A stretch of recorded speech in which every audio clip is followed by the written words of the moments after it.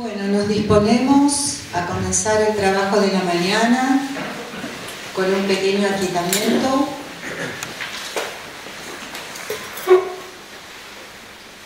Una respiración profunda.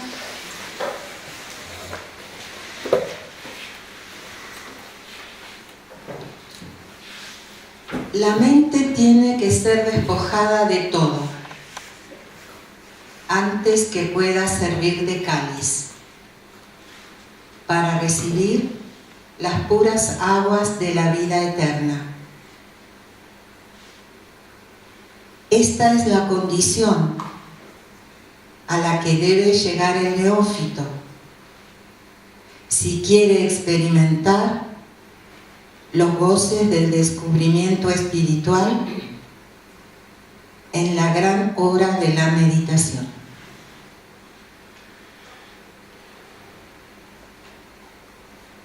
Gracias. Buenos días a todos. Hoy vamos a continuar, ¿estamos listos? Hoy vamos a continuar con el tema del corazón. Como vimos en algunos de los versos de La Voz del Silencio se menciona el corazón, pero a medida que seguimos leyendo el primer fragmento nos vamos dando cuenta que el corazón es un aspecto central de La Voz del Silencio. Y así que vamos a seguir hoy. Ayer vimos la cuestión de retirar la conciencia del corazón y meditar sobre el maestro a quien no vemos pero sentimos. Y esto tiene que ver con una técnica de meditación en el corazón que comentaba ayer. Y después La Voz del Silencio sigue diciendo: deja que el ígneo poder se retire a la cámara más interna, la cámara del corazón y morada de la Madre del Mundo. Entonces hay un par de notas. Blavatsky explica que el ígneo poder es lo que en el hinduismo se llama Kundalini. La idea es que desde el punto de vista hindú hay 7 fuerzas distintas, 7 Shaktis. Shakti es una palabra de sánscrito. Y Kundalini es una de ellas, Kundalini Shakti. Hay un montón de mitos, en mi opinión, sobre lo que Kundalini es. Hay un montón de información errónea, hay un montón de una forma de mirar este tema que es inmaduro y materialista. El problema, a Blavatsky muchas veces le preguntaban, pues Blavatsky decía: esto no se puede enseñar, esto es secreto, esto, y la gente en Occidente con esta idea de yo tengo derecho a todo, ¿por qué no me lo enseña? ¿Cuál es el problema?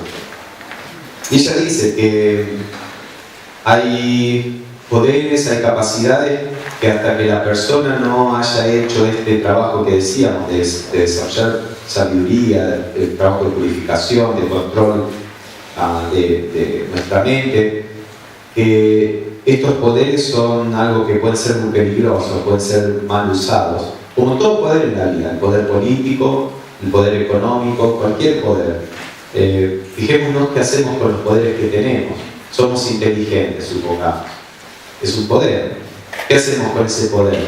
Y lo utilizamos en general como humanidad, que no estoy diciendo que está mal, simplemente esto es lo que hacemos. Lo utilizamos para hacer mi vida mejor, para, no sé, seguir una carrera, ganar dinero, estar confortable. Muy pocas veces pensamos, este poder con el que nací, no debería usar esto para también compartir con otros. O tenemos cualquier poder que tenemos en general, nuestra primera forma de relacionarnos es cómo uso este poder para mí y para lo que yo quiero. O sea que el poder es dinero, el poder es tiempo. Tengo tiempo libre, ¿qué hago? Me voy de vacaciones. Por ahí no pienso en ayudar a otros. Por supuesto, no estoy diciendo no tenemos que ir al extremo, no es nada malo irse de vacaciones, de disfrutar lo que uno hizo en su vida y demás, o lo que las posibilidades. No tomemos esto de un modo extremo o como sentido de culpa. A lo que me refiero es que hay naturalmente somos criados con la idea de que, bueno, yo lo que quiero es vivir y ser feliz, y los poderes que tengo los uso para ser feliz. De a poco nos vamos dando cuenta que la felicidad es algo también que está en el compartir, y bueno, de a poquito vamos utilizando cualquier capacidad que tengamos, tiempo, dinero, talento, lo que sea, también para compartir con otros.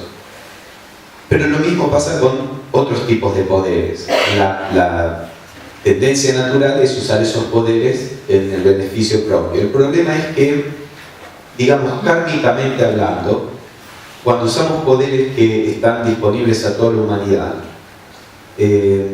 los efectos de usar esos poderes en forma personal son menos serios que cuando usamos poderes que no están disponibles para toda la humanidad. Porque es como que estamos haciendo trampa, en cierto sentido, como que tenemos una ventaja que otros no tienen. Entonces, a medida que uno desarrolla estos otros poderes y los usa en modo erróneo, produce mucho sufrimiento para la persona en esta o en vidas futuras, y también uno puede dañar mucho a otras personas. Y hasta que tengamos una actitud más espiritual en dar este tipo de enseñanzas que van a ser tomadas materialmente, es una empresa peligrosa. Incluso con la meditación, si vemos cómo la meditación se conoce en el mundo, en general las empresas están empezando a hacer que los empleados mediten para que sean personas más compasivas, serviciales, para que sean más productivas, para que puedan trabajar más y mejor. Es natural, el tema es que cuando nosotros interpretamos todo lo que nos viene a nosotros desde el trasfondo de nuestra mirada natural. Entonces, cuando uno tiene una mente, digamos, materialista, de nuevo, todos estos términos parecen como un juicio y como crítica. Estoy tratando de mirar cómo funcionan las cosas, ¿no? Esto es más una mirada más filosófica, digamos. Cuando uno tiene la natural tendencia de pensar que lo que es importante en la vida son los alcances o los objetivos materiales, que también son parte importante de la vida, pero en cierto momento uno empieza a descubrir que hay más que eso. Pero cuando uno piensa, bueno, esto es la vida, cualquier poder o cualquier posibilidad que venga, uno lo interpreta desde ese punto de vista. Y con Kundalini esto pasa muchísimo. Lamentablemente, y esta de nuevo es mi opinión, pero la mayoría de las veces que uno escucha a gente hablar de Kundalini o del tercer ojo, de esto, el otro, se hace del trasfondo de una mente completamente material. Está este budista tibetano, Chogyam Trungpa, un monje tibetano, que él hablaba del materialismo espiritual. Y él decía, en Occidente la espiritualidad moderna es otra forma de materialismo en muchos aspectos. Están todos estos poderes, y ¿para qué los usamos? Y para usar el poder del pensamiento y tener una casa más grande, otro auto, más dinero, una esposa mejor o esposo mejor. De nuevo, todas estas esencias espirituales asimiladas por una mente material se utilizan en forma material. Y eso es un problema, digamos. Pero bueno, de todos modos vamos a hablar un poquito de Kundalini. Blavatsky entonces dice que Kundalini es un poder oculto, eléctrico e ígneo. Ígneo significa que viene de fuego, ¿no? O fojático. Fojat es una palabra que Blavatsky usó, que no sabemos bien de dónde viene esa palabra, pero es una palabra técnica ya que se usó para el aspecto de energía en el universo. Hay tres aspectos: conciencia, energía, materia. Entonces el aspecto de energía. Ella dice: la gran fuerza primordial que existe en el trasfondo de toda materia orgánica e inorgánica. Entonces Kundalini es una fuerza que está ahí en cada átomo. Y está en el ser humano, por supuesto, también. Y vamos a ver un poquito sobre esto. Pero la idea es que la voz del silencio dice: deja que el ígneo poder se retire a la cámara interna del corazón. Fíjense que el lenguaje también es más pasivo, no es despierta este poder para que venga al corazón. Deja que este poder venga al corazón. Esta es una de las principales diferencias entre creo yo, la visión teosófica y la visión más, si le podemos decir, nueva era de todos estos temas. la activación de estas energías es algo que se tiene que dar de forma natural, no es nuestro objetivo principal. Acá no estamos para alimentar nuestro ego, para desarrollar poderes que son cool. Todo eso es más para una mentalidad un poco más infantil, digamos. Acá lo importante es el descubrir la realidad de lo que somos, del mundo, y estas cosas suceden como un producto secundario y dentro del contexto apropiado, si la persona tiene sabiduría, todo esto ayuda a que la persona tenga más poder para ayudar. Pero el despertar de Kundalini no es nunca, en la aproximación teosófica, nunca es el objetivo. Si uno hace cosas para despertar Kundalini, de nuevo, desde mi punto de vista, y creo que esto es parte del espíritu teosófico, es una actitud errónea. Tratar de hacer cosas para despertar Kundalini. A medida que uno medita y cuando vamos a ver, esto puede pasar. Y por eso la voz del silencio dice, deja que el poder se retire y no despierta el poder y tráelo a la cámara del corazón, por ejemplo. Y después ella describe un poco más, a ver, que dice que es la morada de la madre del mundo. El corazón es la morada de la madre del mundo. Kundalini es una palabra femenina en sánscrito. Así que está definida también como la madre del mundo. Esta definición de la madre del mundo viene de un texto hindú que vamos a leer. Pero hay otra nota donde Blavatsky dice, el poder y la madre del mundo son nombres dados a Kundalini, uno de los místicos poderes del yogi. Es Buddhi considerado como principio activo en lugar de pasivo. Esto es esencial. La idea es que en nosotros está este principio de sabiduría, Buddhi, que en la mayoría de nosotros está latente. Por eso actuamos de un modo ignorante desde un punto de vista espiritual. A medida que uno va despertando esta sabiduría, a medida que uno va accediendo a este estado de conciencia en donde hay una sabiduría intrínseca, donde las ilusiones se empiezan a caer, eso va despertando Kundalini. Entonces Kundalini es el eco del despertar de Buddhi. Entonces el despertar natural de Kundalini es como una respuesta al despertar de Buddhi. Ahora, hay trucos para despertar Kundalini, manipulando la energía sexual, manipulando prana, con la postura, poniendo el talón en el ano y tratando de contraerlo. Hay un montón de cosas que algunas, tradiciones han desarrollado que desde el punto de vista espiritual son una perversión de lo que debería ser realmente. Esto es como un truco, digamos. Y la idea es que cuando Kundalini se despierta naturalmente es como una respuesta a el despertar de Buddhi. Entonces dice, Kundalini es Buddhi como principio activo en lugar de pasivo, como lo es generalmente, en su forma pasiva generalmente, cuando Buddhi es simplemente un vehículo o el cofre externo del espíritu supremo que es Atman. La idea es, como decía, que está latente en la mayoría de nosotros. Y después ella dice, es una fuerza electroespiritual, un poder creador, que una vez despertado a su actividad puede matar tan fácilmente como puede crear. Estando en la sociedad teosófica, lamentablemente muchas veces vemos gente que ha despertado Kundalini con distintos tipos de dificultades. Una mujer vino una vez cuando Michelle, mi esposa, estaba trabajando en la parte de recepción de la sociedad teosófica, que esa mujer estaba aplicando para que el gobierno le dé un certificado de discapacidad porque había hecho estas meditaciones, despertado Kundalini, y en cualquier momento del día por ahí empieza un fuego a venir por el brazo izquierdo, pasar por el cerebro, después por el brazo derecho, y durante todo ese tiempo no podía hacer nada más que tirarse en la cama.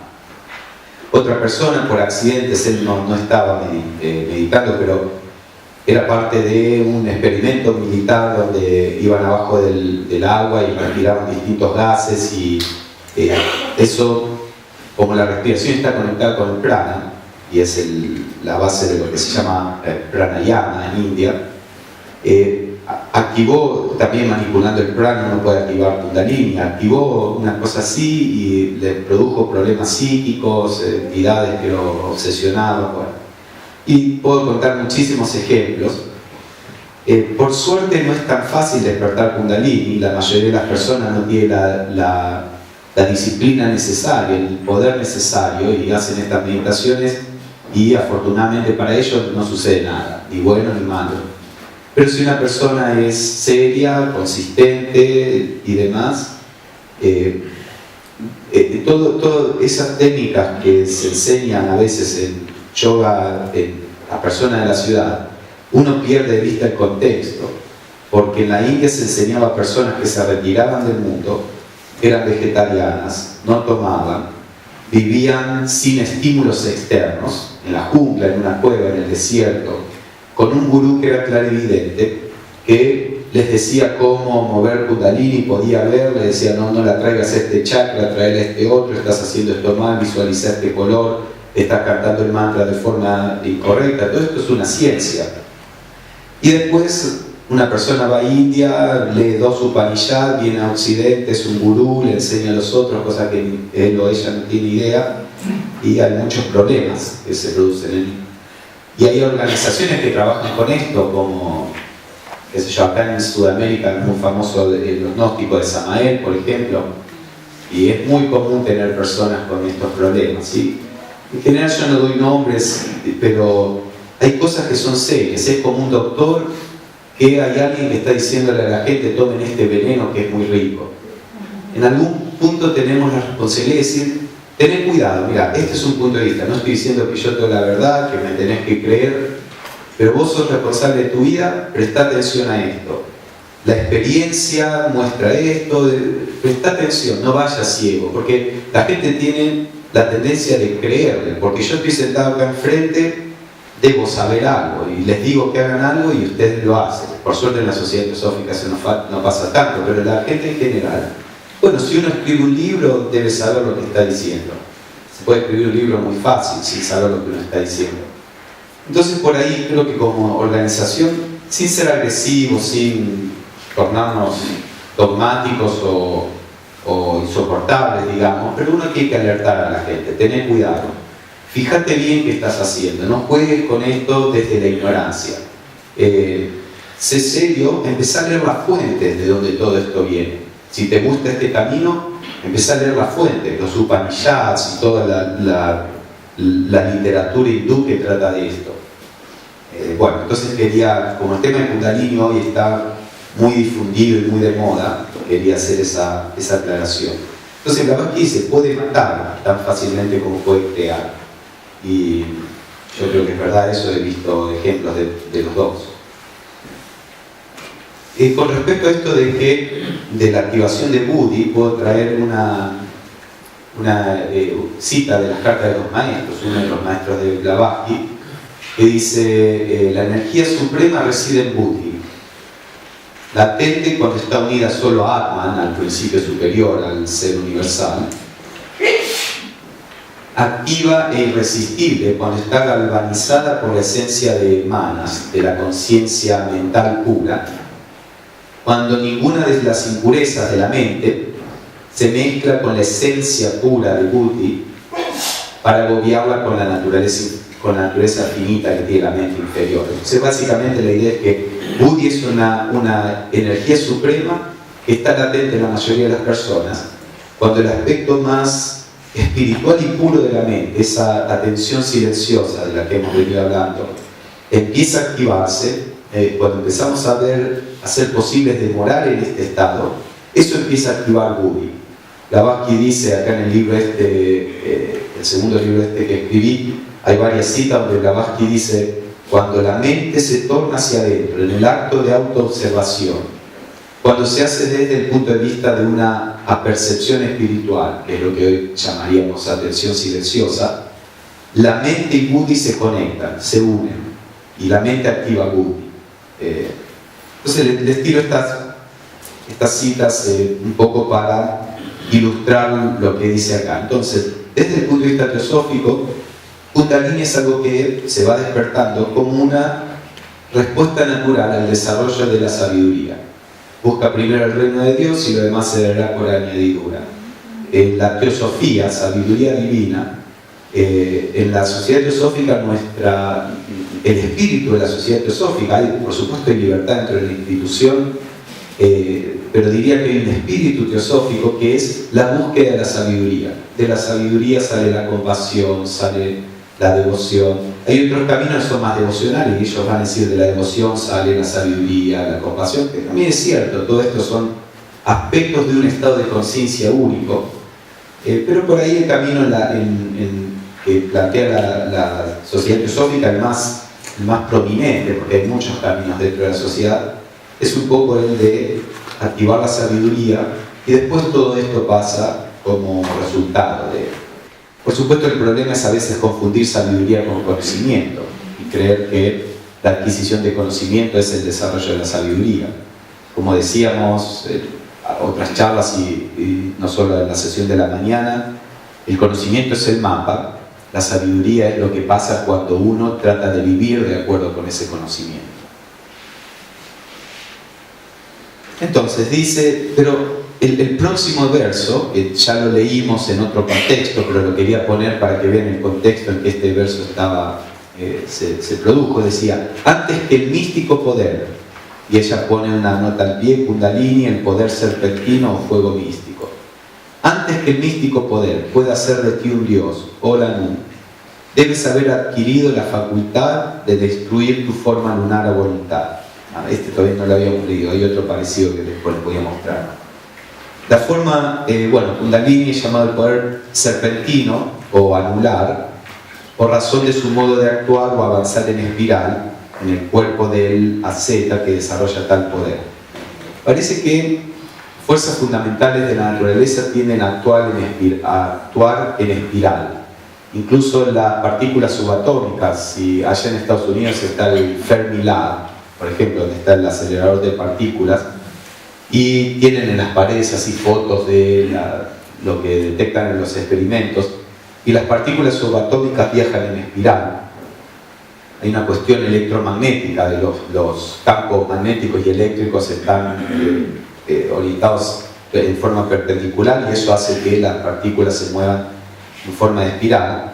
Cuando Blavatsky describe en las doctrinas secretas Foja, la energía universal de la cual todas las demás energías vienen, también ella dice en la doctrina secreta, Foja actúa en espiral, en círculos.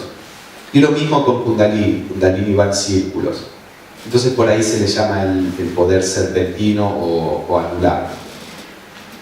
Pero bueno, antes del despertar de este poder místico, uno debe haber adquirido la facultad de destruir la forma lunar a voluntad. Y ya vimos esta nota, la forma lunar, que es mencionada en un par de versos, es la forma astral producida por el principio de los deseos, el principio kámico, el cuerpo de los deseos. Entonces, si la persona todavía hay deseos, como Kundalini es un poder que le da vida a cualquier cosa que esté en nosotros. Es como si hay una porción de terreno a la que nunca le da el sol. Un terreno que no tiene nada, no nace nada porque nunca le da el sol. Si de golpe le empieza a dar el sol, van a nacer cosas, plantas buenas, digamos, y también van a nacer malezas. Kundalini estimula lo que somos. Si despertamos Kundalini cuando todavía hay un montón de malezas en nosotros, la persona termina siendo dominada, porque Kundalini genera una fuerza que es irresistible. Muchos de los gurúes que mencionaba, que han llegado a hacer cosas que son completamente ilegales, no solo inmorales, pero ilegales, es porque cuando Kundalini se despierta sin haber producido la purificación, estimula, sea que sea el deseo sexual, la ambición, la ira, lo que sea, lo estimula de un modo que sobrepasa la voluntad de la persona. Y esto si uno es serio e investiga la historia, se puede ver muchísimo, en muchos casos. Simplemente la persona no puede manejarlo, no es ni siquiera culpa de la persona que hace esto. La culpa es de haber despertado un poder antes de haber purificado la personalidad, porque una vez que eso se despierta, se sabe que la persona no lo va a poder manejar. Por eso la voz del silencio dice, antes que esto suceda, tenés que haber destruido el deseo. Y de nuevo, recuerden, decíamos deseo como esta cuestión compulsiva, preferencias siempre se tienen. Uno siempre disfruta lo que es placentero y lo que no es placentero no es placentero, uno no lo disfruta. Pero tiene que tener haber adquirido esa madurez en donde, bueno, si uno disfruta algo lindo, está perfecto, pero si está en una situación que no es linda, bueno, eso es la vida, es lindo y feo, dolor y placer. Entonces, esto es muy importante desde el punto de vista teosófico. Por supuesto, mucha gente dice, a mí me gusta más la persona que me dice cómo despertar Kundalini, me promete poderes y todo eso. Bueno, de última es la decisión de cada uno, ¿no? Y después la voz del silencio dice, entonces aquel poder, Kundalini, ascenderá desde el corazón a la región media, la sexta, el lugar entre tus ojos. Cuando se convierte en el aliento del alma una, la voz que todo lo llena, la voz de tu maestro. Entonces la voz del silencio, y ahora vamos a ver un poquito más de esto, propone que la meditación en el corazón, habiendo hecho el trabajo de purificación, desarrollo de sabiduría y demás, la meditación intensa, meditación en el corazón, atrae Kundalini al corazón y de ahí pasa a la sexta región, el lugar entre tus ojos, que vamos a ver qué significa. Y eso activa la percepción espiritual. Vamos a ver un poquito más de esto. Entonces, ¿qué es esta sexta región? La región media, la sexta, dice la voz del silencio. Blavatsky explica en sus escritos que fueron originalmente producidos para la escuela esotérica, dice, la sexta cavidad es la glándula pineal y se corresponde con manas, con la mente, hasta que es tocado por la vibrante luz de Kundalini, que procede de Buddhi, el que acá dice de nuevo, y entonces se tocan Buddhi y manas. Buddhi es sabiduría, manas es la mente, entonces esto es la mente sabia, la mente espiritual. Cuando manas se une a Buddhi, o cuando Buddhi, y por lo tanto Atman también, porque en la visión teosófica Buddhi es la expresión de Atman, cuando estos están centrados en manas, en esa mente pura, actúan las tres cavidades superiores. Blavatsky dice que el cráneo como un todo es la séptima cavidad, la glándula pineal que está en el centro del cerebro es la sexta cavidad, y después hay varias otras cavidades, la glándula pituitaria, el tercer ventrículo, ella explica todo esto. Pero bueno, la idea es que cuando esto sucede como resultado del despertar de la sabiduría, de la activación de Buddhi, se ilumina las cavidades superiores del cerebro, que en la visión teosófica el cuerpo es un representante, es un símbolo de nuestra naturaleza espiritual. Y hay una conexión entre el cuerpo y la naturaleza espiritual. En el librito que les contaba a Esteban, que escribí en español, ahí les doy las correlaciones de los distintos órganos que Blavatsky propone entre los distintos órganos y principios de la conciencia. El corazón está como órgano está conectado con Buddhi. El representante de Buddhi en el cerebro es la glándula pineal. Entonces el corazón y la glándula pineal tienen una correspondencia. Cuando el corazón se activa, la glándula pineal se activa, y como estos dos órganos están conectados con Buddhi, están conectados con la sabiduría. Entonces dice Blavatsky, los fuegos que están siempre actuando alrededor de la glándula pineal. Si uno lo ve, todos los órganos tienen dos funciones, digamos, la función física y la función espiritual. Desde un punto de vista médico, la glándula pineal tiene su propia función relacionada con el ritmo circadiano. Bueno, Esteban sabe mucho de eso, es doctor, otros doctores. Y es interesante aprender de eso, pero lo que Blavatsky menciona acá es la función espiritual del órgano. Del mismo modo que el corazón es una bomba para bombear la sangre, tiene una función espiritual. Entonces ella dice, en el aura de la glándula pineal, los fuegos energéticos, digamos, están siempre más o menos activos, pero cuando Kundalini los ilumina por un breve instante, se ve el universo entero. Entonces cuando Kundalini activa la glándula pineal, que, como decíamos, Kundalini es el eco del despertar de la sabiduría en los planos superiores, lo que hace Kundalini es hacer que el cerebro se conecte con los planos superiores. Como Buddhi está activo en los planos superiores, entonces el cerebro tiene acceso a Buddhi.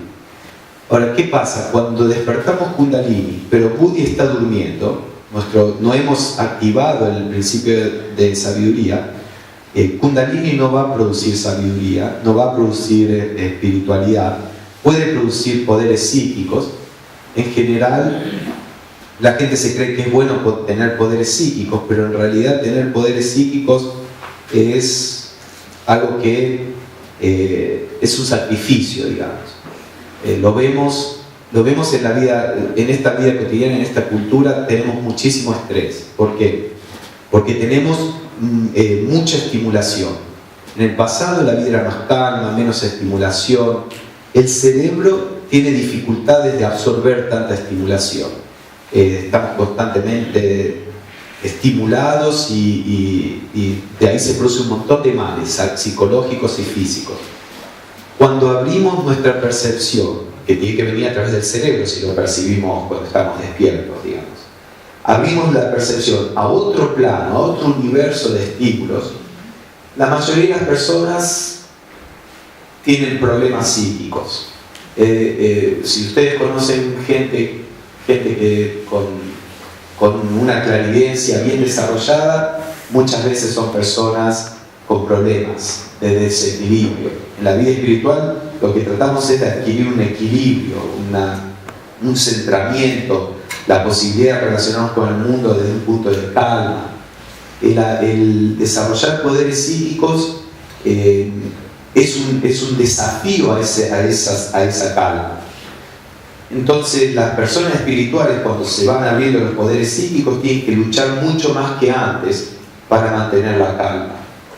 Si los poderes psíquicos se despiertan sin haber primero entrenado a nuestra personalidad, nuestro cuerpo, para no reaccionar, y bueno, es obvio que el despertar de los poderes psíquicos va a producir desequilibrio. Y algunas personas están contentas de pagar el precio, se sienten especiales porque pueden ver una luz alrededor del cuerpo. Es bastante irrelevante. Bueno, vos ves la luz, yo no la veo, ¿cuál es la diferencia? Tenés más paz, tenés más compasión, entendés más qué es la vida, por qué estamos acá. Como decía, es un poco infantil el concentrarse en esas cosas.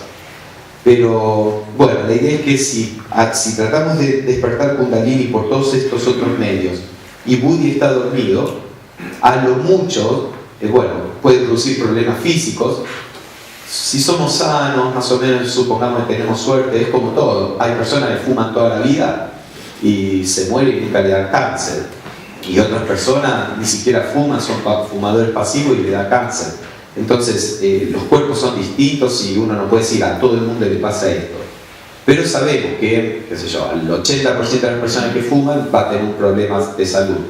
Bueno, podemos decir, estoy inventando los números, ¿no? Pero el 80% de las personas que despierten Kundalini de estos medios, por estos medios artificiales, va a tener problemas. Y el otro 20% va a tener otro tipo de problemas, es decir, puede que no le haga mal psicológicamente, pero el tener percepción psíquica significa que yo siento lo que vos estás sintiendo como mío. Yo mi mente piensa lo que vos estás pensando. Es como que, a menos que uno tenga un entrenamiento, ahora todo lo que le pasa al otro le está pasando a mí.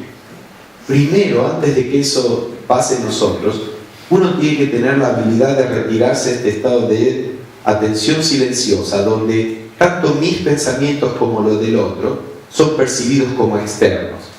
Entonces uno tiene está más a salvo, porque cuando toda la corriente de emociones y pensamientos del medio ambiente le llegan a uno, como uno se puede posicionar en ese estado de un espacio, puede que no lo afecte tanto, aunque requiere un montón de energía, ¿no? el mantenerse en ese estado de observación.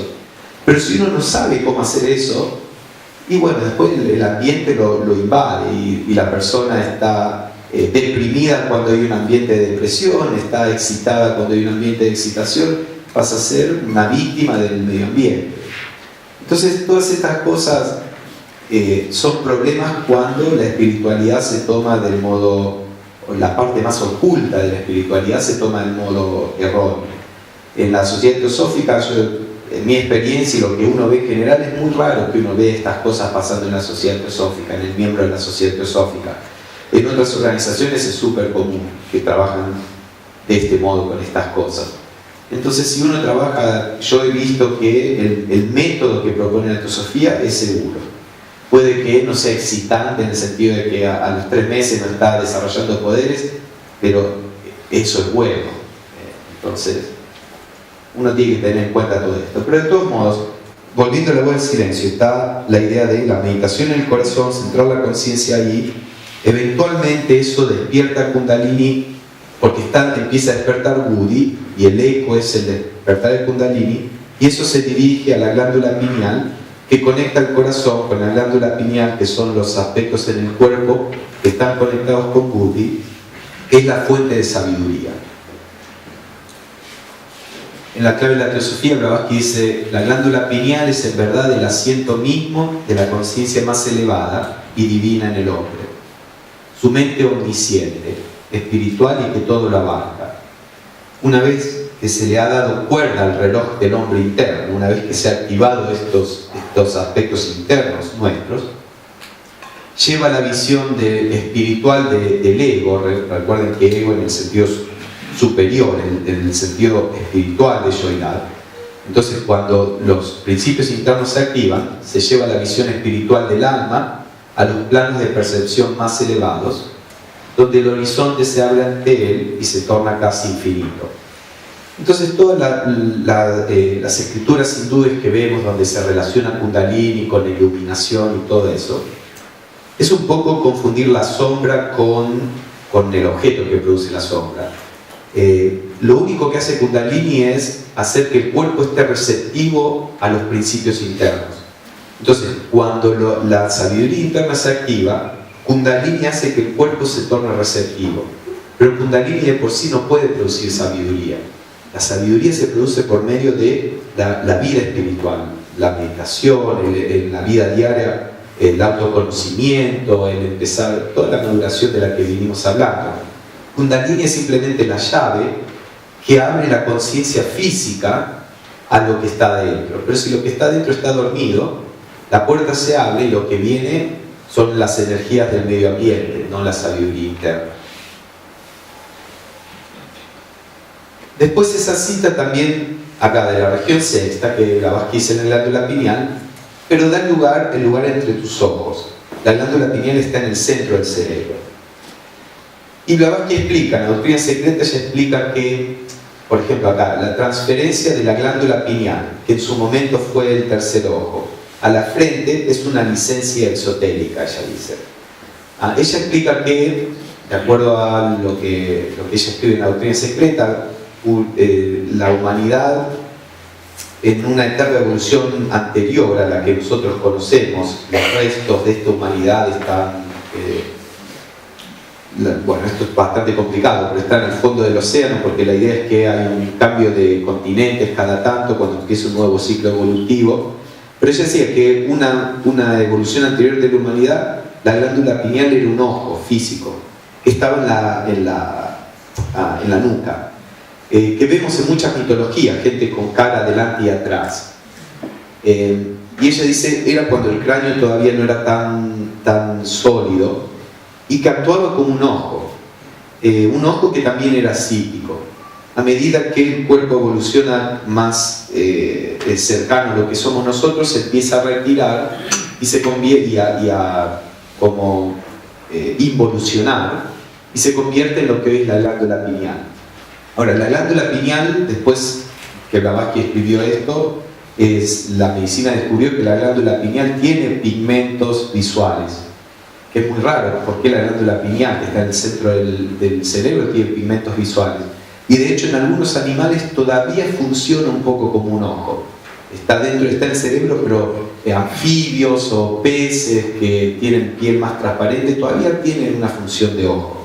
Y bueno, de hecho el ritmo circadiano depende de la percepción de la luz. Entonces, ella dice, era un ojo verdadero, era el tercer ojo, que nunca estuvo en la frente, estaba de acuerdo con ella, lo que ella escribe en la nuca, y se retiró. Y ahora en el futuro la idea es que se convierta en un ojo espiritual, la percepción espiritual, no un ojo físico. Y dice, bueno, en general ese tercer ojo, como hablamos de ojo, en general ese tercer ojo se pone donde están los ojos físicos. Hay un chakra en esta región, que es el Ajna chakra, el Ajna, A-J-N-A en sánscrito, que está un poco relacionado, más que con la glándula pineal, con la glándula pituitaria. Entonces hay un chakra acá, este chakra está conectado con la clarividencia, pero en realidad de lo que estamos hablando acá no es de clarividencia. El tercer ojo es el ojo de la sabiduría. No es tanto ver auras, que eso está relacionado con el chakra del Ajna, sino que estamos hablando de el poder ver la realidad, el comprender, la sabiduría. Entonces por eso ella dice, la idea del lugar entre tus ojos es una explicación exotérica, una referencia exotérica a la glándula pineal. Y vamos a ver un par más de citas sobre esto y después abrimos a preguntas y comentarios. Entonces, como les decía, el corazón y la glándula pineal están relacionados desde un punto de vista más oculto, no necesariamente físicamente.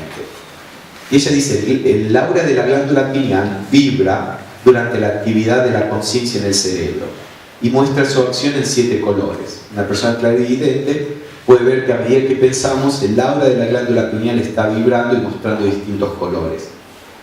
Y ella dice, esos colores son reflejados en el corazón, o mejor dicho, en el aura del corazón, refiriéndose al centro espiritual del corazón. Y dice, el corazón que es negativo con respecto al cerebro en el hombre ordinario, negativo en el sentido de que es inactivo, es pasivo. En todos nosotros el cerebro es nuestro centro de conciencia normalmente. Como recuerden, el cerebro es el centro de la mente inferior, digamos, el corazón es el centro de la conciencia espiritual. En este punto de evolución, nuestra conciencia todavía está funcionando mayormente al nivel mental. Entonces el cerebro es activo, el corazón es pasivo. Y ella dice, si el corazón pudiera a su vez tornarse positivo, si la conciencia espiritual, cuyo representante en el cuerpo es el corazón, pudiera activarse, tornarse más importante en nuestra vida, más accesible, y causar una impresión en el cerebro, la conciencia espiritual llegaría a la conciencia inferior. Ella está explicando esto no en conexión con la voz del silencio. Estas son instrucciones que ella dio, como le decía, a la escuela esotérica en su momento y después han sido publicadas. Básicamente ella lo que está diciendo es que la forma de traer la sabiduría que está innata en nosotros a nuestra conciencia de vigilia es a través de hacer más activa la conciencia del corazón para que empiece a influir el cerebro. ¿Qué es lo que estamos hablando del corazón despertando la glándula pineal que nos conecta con Buddha? Esto es toda la parte más técnica. Para aquellos que conocen teosofía, creo que esto ayuda a entender por qué la voz del silencio está mencionando todo esto. Bueno, ¿hay algún comentario, pregunta sobre lo que hemos visto hasta el momento? ¿O yo? Esto está grabado, señor Pollo.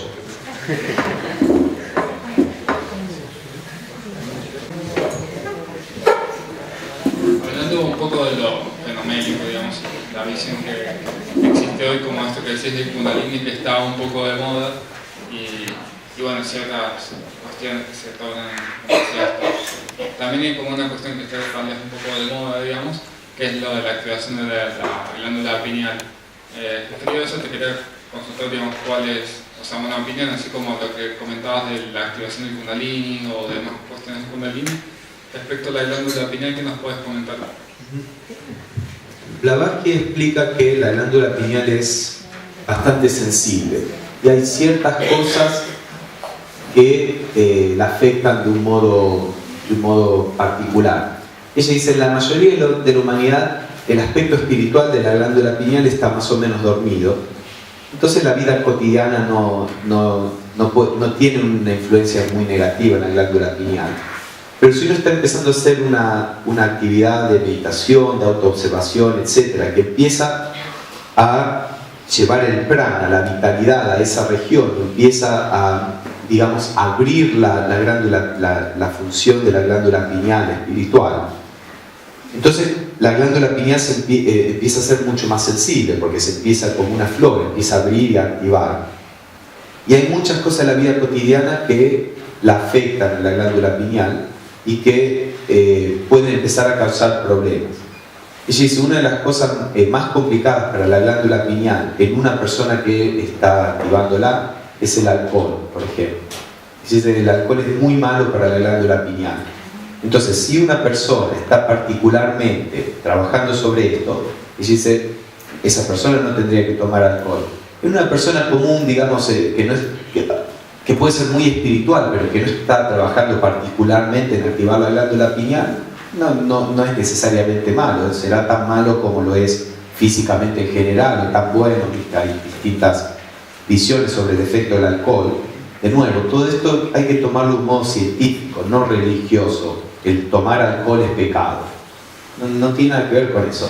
En ciertas circunstancias no hay problema con esto, en otras circunstancias lo hay. Si uno está haciendo esto en particular, es como un deportista, comer no es malo, pero si uno es deportista hay ciertas cosas que no puede comer, por ejemplo. No tiene ninguna cuestión de moralidad, es una cuestión científica, digamos. Entonces el alcohol, ella dice, es particularmente perjudicial para una glándula pineal que se está activando, pero también lo son las emociones fuertes. Dice, las emociones muy fuertes afectan a la glándula pineal y pueden producir un desequilibrio más grande en el ser humano. Así que si ven fútbol y gritan un gol y están no lo griten muy fuerte. Claro, los argentinos, porque yo hablo de religión acá, el fútbol es una religión. No, pero pongo este ejemplo porque, no sé, la más que no habla de eso, ¿no? Pero digo, en la vida cotidiana uno tiende a generar emociones muy fuertes de un modo muy fácil. Entonces, por esa razón, todas estas enseñanzas en general no son tan públicas. Yo decidí compartir esto porque, bueno, vengo muy de vez en cuando a Argentina, hay miembros que han estado por mucho tiempo en la Sociedad Teosófica, y bueno, quiero que también no hablar de cosas que ya saben, pero estas son cosas que en general no tiene mucho sentido hablarlo al público en general porque, como decía, esto implica cierto tipo de vida. Blavatsky enseñó todo esto a gente que era parte de la escuela esotérica, que no tomaba alcohol, no comía carne, hay una cierta forma de vida, que de nuevo, ¿por qué? No por cuestiones religiosas, sino por cuestiones científicas. Tampoco quiere decir que no se puede ser espiritual, hay una diferencia entre espiritualidad y desarrollo oculto, digamos. Oculto en el sentido de desarrollo de los principios internos. Uno puede ser muy espiritual, incluso si come carne o toma alcohol, todo en una forma medida.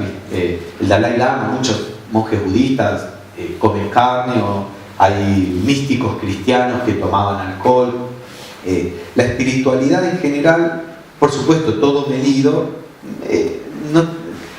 como decía Jesús, lo que entra al cuerpo no es lo más importante, sino lo que sale del corazón. Ahora, si de ahí pasamos al desarrollo oculto, estamos hablando del efecto de ciertas sustancias, y ahí sí hay un efecto. Entonces el alcohol, las drogas, por ejemplo, también, Blavatsky dice, las drogas, todo lo que produce una excitación muy fuerte, como esta glándula es tan sensible, estos fuegos que están alrededor del aura de la glándula pineal empiezan a activarse de forma desordenada y afecta a la glándula pineal. Annie Besant, en un momento de una meditación, un grupo pequeño de estudiantes relacionados con la glándula pineal, y ella les enseñaba esa meditación solo después de que hayan sido vegetarianos por 7 años. Y si comían carne por accidente o algo, tenían que esperar al menos 5 años más hasta poder retomar ese tipo de meditación. Y después al final, como muy pocas personas podían tener el tipo de vida necesaria para trabajar específicamente en la glándula pineal, esa meditación se dejó de lado, porque la mayoría de las personas le producía un efecto negativo. En mi práctica yo he visto, uno tiende a volverse más, uno tiene que trabajar mucho más para no estar irritado. ¿Por qué? Porque todo esto pone muchísima más tensión en los nervios, en el cerebro, y lo que pasa es que ahora uno tiene que trabajar mucho más para mantenerse calmo. Es como cuando estamos estresados, que los nervios están ahí, que reaccionan a cualquier forma. Esto es un estrés espiritual, físico, que viene de lo espiritual. Entonces hace la vida más difícil, no más fácil. Ahora, ¿por qué uno quisiera hacer algo así? Bueno, es parte del servicio. Uno puede decir, voy a pagar el precio, digamos. No tampoco que uno es un mártir, esto no es nada, no estamos hablando nada extraordinario, pero hace la vida más difícil, donde uno tiene que esforzarse un poco más para mantenerse. Pero bueno, es parte de lo que en la sociedad teosófica se dice, empezar a desarrollarse, así podemos ayudar a otros. Pero uno tiene que ser muy cuidadoso, y también hay dolores físicos en visualizaciones. Por ejemplo, al principio, cada tanto tenía que dejar la meditación porque evidentemente los canales por donde las visualizaciones van no eran suficientemente puros, y uno tiene que ser muy cuidadoso porque dolores se generan. Y bueno, después veía, perdonen que ponga ejemplos personales, pero creo que es importante que todas estas cosas de decir cuidado son reales y las podemos nosotros comprobar.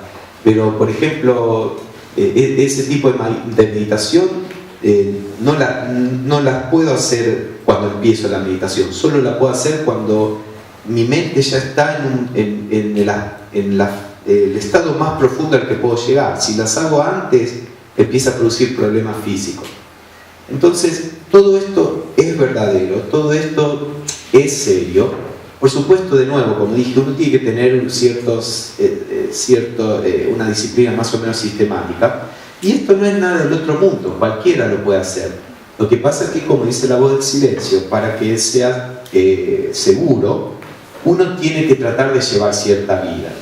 Entonces, hay muchas personas que hacen todo esto sin llevar ese tipo de vida. Cualquiera lo puede hacer. Es de nuevo, como digo, cualquiera puede aprender a tallar la madera. No decimos, sabe tallar la madera, es una persona espiritual. No, es simplemente una técnica. Estas cosas también, sin ser espiritual, siendo egoísta, todo esto se puede hacer. El problema son las consecuencias de eso.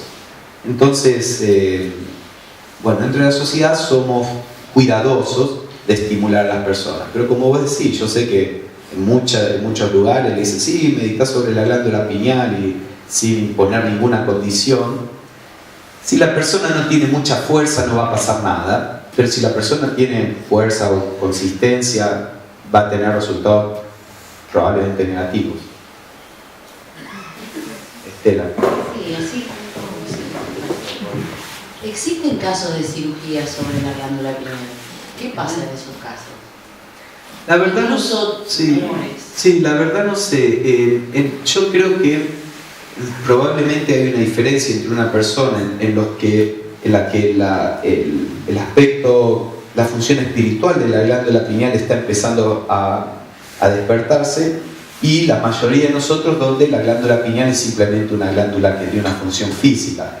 Entonces, si tiene una función física, supongo que el efecto será simplemente físico.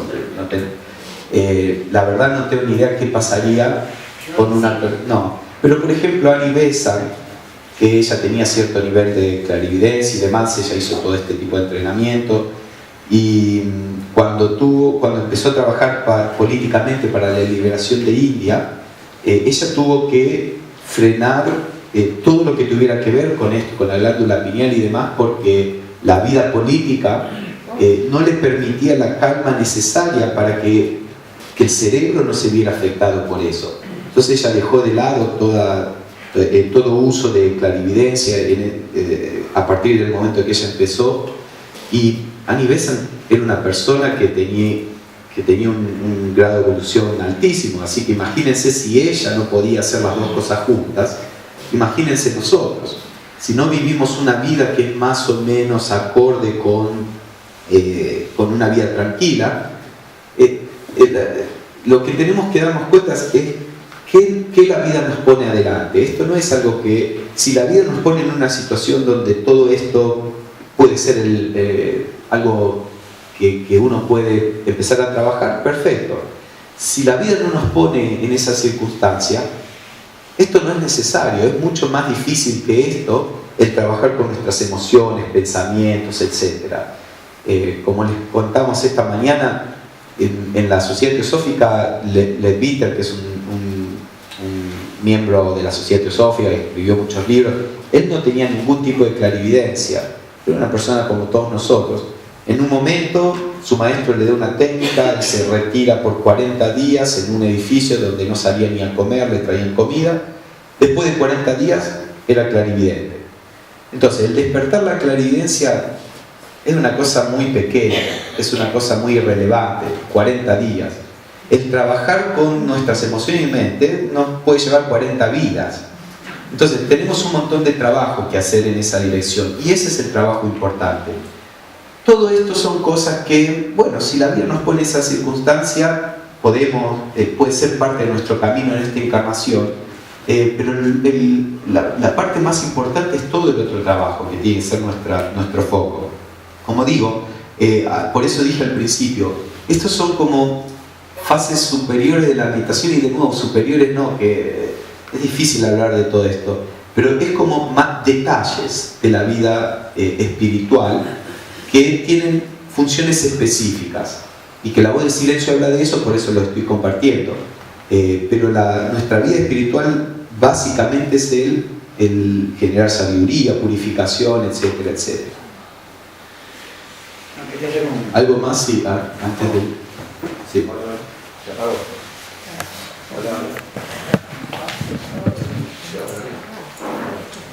Hola, así.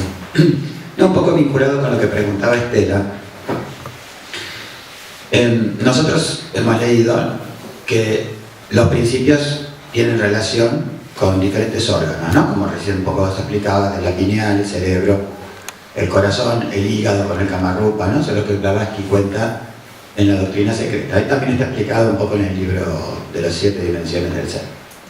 También se dice que en general, si bien hay un vínculo entre el órgano físico y ese principio, no es el órgano físico directamente, sino, como también dice esta cita que acabas de poner, el aura que lo rodea, pero que tiene alguna conexión con ese órgano físico. Por eso, por ejemplo, si uno toma alcohol o lleva una vida determinada, deteriora el órgano físico y también el aura que le corresponde. Ahora, claro, pasaron más de 100 años de que esta enseñanza no fue dada y aparecieron ciertas tecnologías, un poco la cirugía que decía Estela, y otras más complejas, por ejemplo el tema de los trasplantes, ¿no? Que ahora es un tema que genera muchas preguntas y que yo a veces no sé muy bien, pues no tengo una posición. Por ejemplo, ahora a una persona le pueden sacar el hígado y ponerle el de otra. ¿Qué pasa con el principio relacionado con ese órgano? Porque el aura, no sé si se va con el órgano que se va o no, porque no soy clarividente, pero aunque se vaya o no, va a ser modificado por el nuevo órgano físico que ingresa. Y no solo el hígado, puede ser trasplantado también el corazón. Y pronto partes del cerebro también. Entonces, no sé si tenés alguna opinión respecto a cuál es el efecto, no tanto a nivel de los poderes psíquicos, digamos que es lo más básico, sino a las posibilidades de desarrollo a través de los principios que tienen como asiento ese órgano que sufre el trasplante, ¿no? Claro. No tengo expectativas, ¿no? Pero yo si tenés alguna. No, más o menos como vos, lamentablemente no tenemos información de qué, porque estas tecnologías no estaban disponibles en la época, entonces las personas clarividentes que teníamos, no tengo información. La impresión que tengo es que hay como dos cosas, está como la contraparte astral, digamos, de cada célula en los órganos, y hay también como el órgano astral, por ejemplo el hígado. Entonces yo tengo la impresión, pero es mera especulación, que cuando uno trasplanta el hígado, por ejemplo, no necesariamente se está llevando el órgano astral, porque cuando el feto se desarrolla, la idea es que primero está el órgano astral y alrededor de esto se va moldeando el órgano físico. De hecho, en el laboratorio hay un problema porque, por ejemplo, en el feto hay una célula de hígado que se diferencia como célula de hígado, y cuando empieza a reproducirse, se reproduce con la forma del hígado. Cuando queremos hacer eso en el laboratorio, se reproduce como una plancha, no adquiere la forma del hígado. Entonces está esta cuestión de cómo hace en el feto para generar la forma del hígado. En el laboratorio le tenemos que dar una matriz de silicona, por ejemplo, que las células se reproduzcan alrededor de eso. Desde la visión teosófica hay un principio que es este principio etérico que Blavatsky le llama Linga Sharira en sánscrito, que es el molde semifísico alrededor del cual se genera el hígado, y ese Linga Sharira es un reflejo del hígado astral. Entonces, como el hígado astral está antes que el hígado físico, a mí me da la impresión que si uno saca el hígado físico, el hígado astral puede quedar ahí. Pero como cada átomo tiene sus 7 niveles, digamos, las células del hígado, las células físicas tienen su propio cuerpo astral. Entonces, yo creo que hay incluso ejemplos en donde hay trasplante de corazón y la persona empieza a tener deseos que antes no tenía, o tendencias. Entonces yo creo que en alguna medida se transfiere también con el órgano físico una tendencia a ciertas cosas, pero probablemente no se remueve, no se saca el hígado astral. Eso queda ahí, o la piñal astral, el aura de la piñal tal vez quede ahí, por ejemplo, si se fuera a trasplantar la piñal. Pero como digo, estas son especulaciones que uno puede hacer sacando de lo que se nos explicó. Bueno, parece que lógicamente esta podría ser la situación, pero no tengo más que eso. Aquí, y vamos acá los hermanos de Perú, y vamos redondeando si podemos tomar un refrito.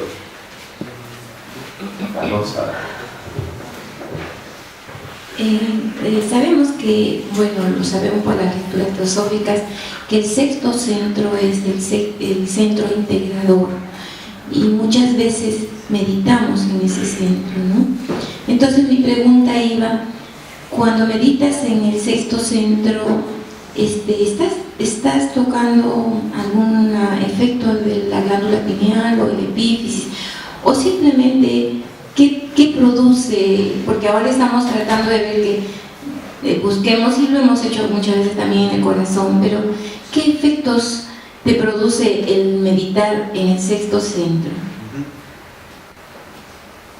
Creo que todas las tradiciones espirituales coinciden en que el corazón es no solo importante, sino que es seguro, es bastante seguro.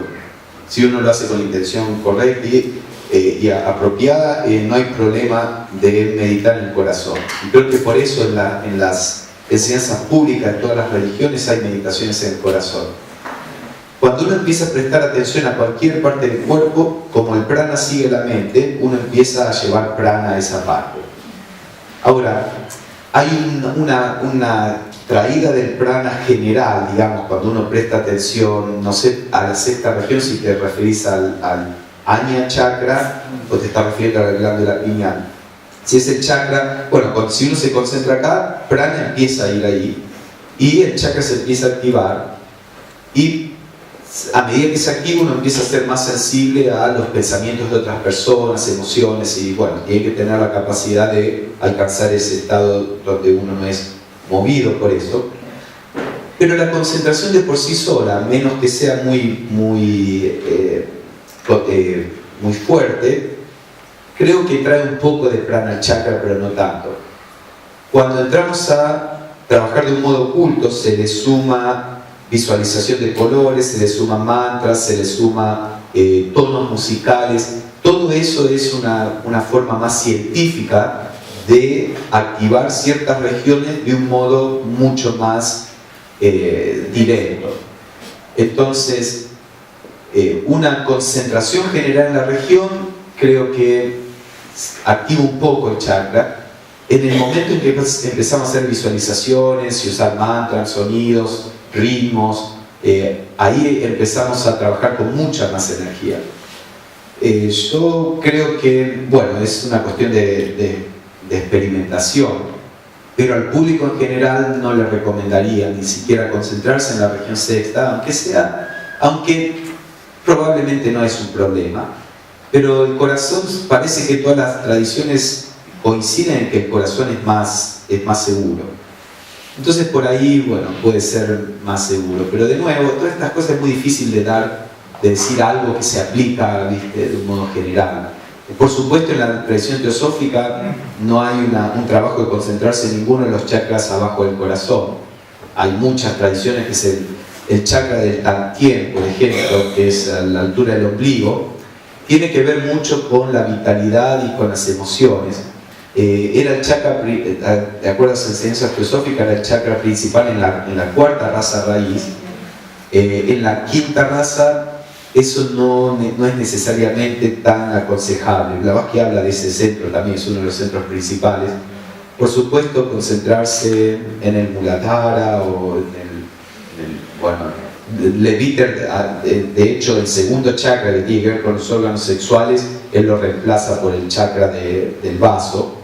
Y Blavatsky dice, solo los magos negros trabajan con los órganos sexuales y cosas así. Pero hoy, por supuesto, están todos los chakras, todo el mundo de abrir, purificar los chakras. También uno tiene que ver específicamente qué significa eso. Mucha gente habla de Kundalini Yoga y no tiene nada que ver con Kundalini, pero el nombre es cool, ¿viste? Y usa ese nombre. Y el trabajo con los chakras es algo muy superficial, que no tiene problema. Uno tiene que tratar de no tornarse muy dogmático y decir no a todo. Generar conocimiento, la literatura teosófica nos da un montón de conocimiento técnico sobre esto, así uno puede juzgar y decir, bueno, esto puede que sea más o menos saludable, esto, tener cuidado porque puede producir cosas negativas. Pero bueno, en general el trabajo teosófico es siempre con lo espiritual va a moldear lo físico, los chakras superiores van a despertar los chakras inferiores, no al revés. Bueno, está relacionado, la última, la última y vamos a recreo. Después podemos charlar cuando volvemos, pero hay gente que puede... Disculpa, en algún libro leí que el Fohat era, pues, obviamente, la energía serpentina, que generaba la energía al sol, y el sol genera el prana, y que el Fohat, al activar la energía en la tierra y el prana, genera el Kundalini.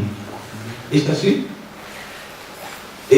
Por ejemplo, Leadbeater, al principio, él dice, en nuestras investigaciones no vimos ninguna diferencia entre todas estas energías, pero en libros más posteriores dice, a medida que fuimos investigando más y más, dice, al menos en este momento, lo que nosotros vemos es que Prana, Kundalini y Fohat son tres líneas paralelas de energía, son como la manifestación de la Trinidad, digamos, que no se convierte en una en otra. Pero hay relativamente poca información sobre eso. Si uno confía en lo que... Y Leadbeater siempre decía, esto es como la ciencia, uno empieza a investigar, siempre lo que uno conoce es parcial, cuando conoce más se puede dar cuenta que lo que había visto antes no era tan así, pero lo último que he leído sobre eso parece que, sí, originalmente vienen todas del mismo lugar, digamos, pero que las manifestaciones... Blavatsky siempre trató a Fohat como la fuente de todas las energías. Pero no habló mucho en conexión de Fohat con Prana y Kundalini. De hecho, ella dice, está Fohat, y Fohat tiene 7 hijos, alegóricamente, y después dice la Shakti tiene 7 hijos, y una de las Shaktis es Kundalini, y ella dice, Fohat es el aspecto masculino de la energía, Shaktis es el aspecto femenino, así que ahí se puede ver que no son necesariamente lo mismo, son distintos aspectos pero bueno, de acuerdo a Leadbeater, que habló específicamente de eso, parecería que Prana, Kundalini y Fohat son distintas manifestaciones de energía. Bueno, muchas gracias a todos.